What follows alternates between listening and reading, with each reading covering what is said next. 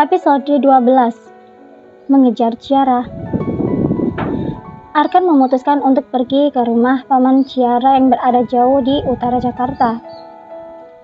Hanya itu satu-satunya tempat yang mungkin Ciara tempati saat ini. Setelah memilih berpisah dengannya, Ciara sama sekali tidak bisa dihubungi. Arkan masih memberi waktu untuk mantan istrinya. Mungkin memang dia masih sangat berduka. Meskipun Arkan tahu bukan hanya Ciara yang merasa kehilangan, tetapi dirinya. Dia itu melajukan mobilnya dengan kecepatan sedang. Maklum, Jakarta selalu identik dengan kemacetan. Hari ini Arkan tidak berniat ke kantor.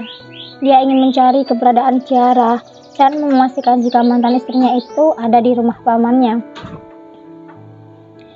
Menurut Johan, Ciara terakhir kali dilihat memang berada di sana.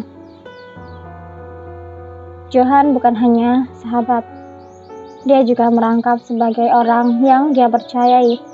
Sampai satu hal yang tidak pernah Arkan percaya dari Johan.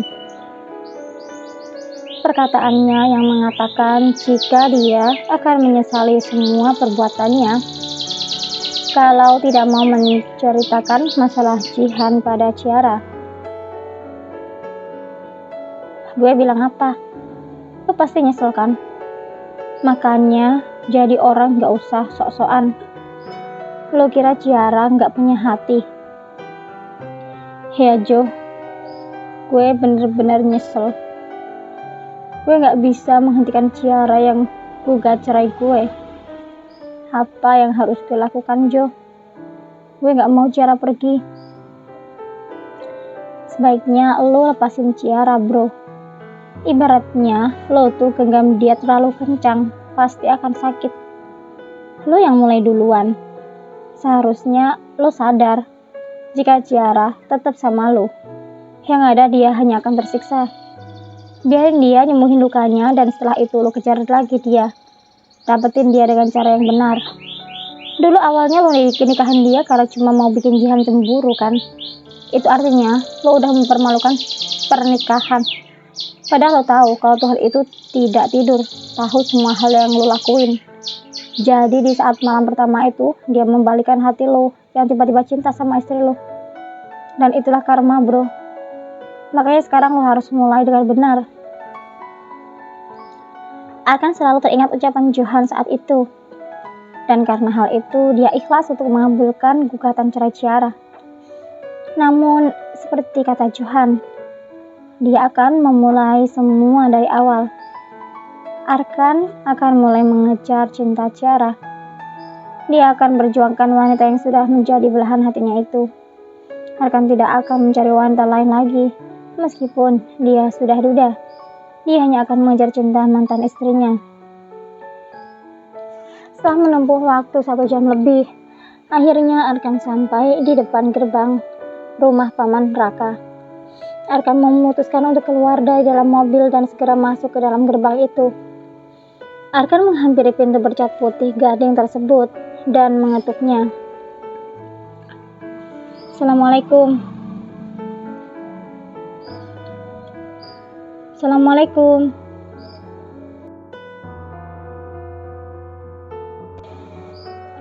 Setelah 2 kali salam, terdengar seruan dari dalam. Waalaikumsalam.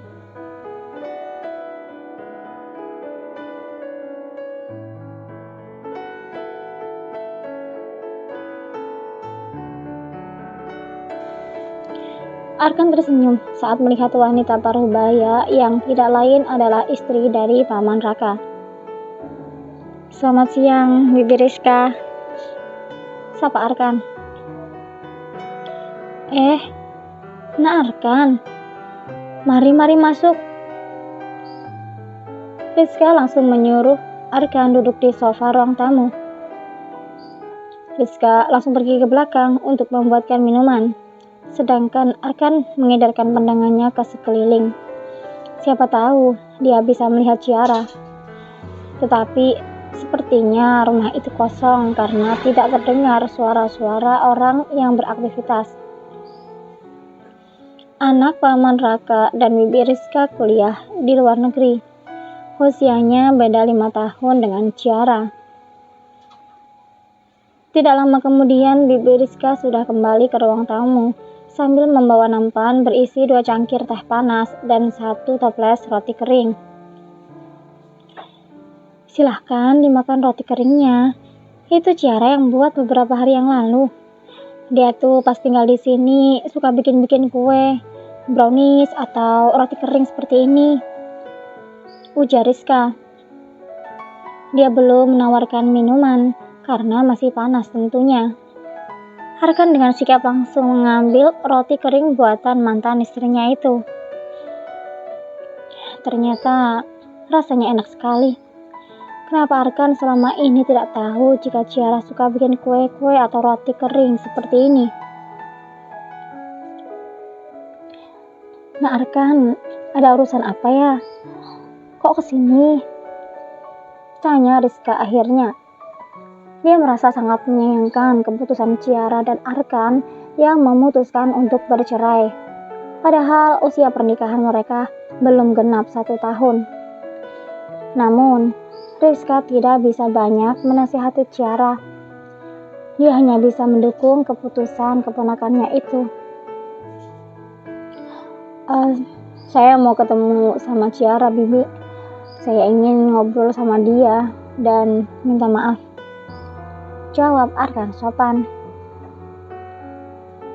Waduh, tapi Ciaranya sudah pulang ke Bali sehari yang lalu.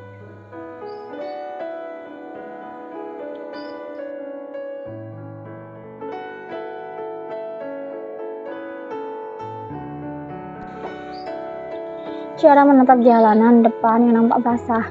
Hujan baru saja reda dan udara di sekitar sedikit dingin. Wanita berambut panjang itu memeluk tubuhnya sendiri, menghalau rasa dingin yang menusuk. Meskipun cuaca di Bali akan sangat panas jika di musim kemarau, tetapi jika saat musim hujan juga akan sangat dingin. Awalnya Ciara ingin jalan-jalan pagi di sekitar kompleks perumahannya. Tapi sepertinya dia urungkan karena Ciara tidak kuat dengan udara yang sedingin ini. Padahal, kalau Ciara mau sedikit agak lari, pasti dia akan keringatan. Alhasil Ciara memutuskan untuk pulang ke rumahnya.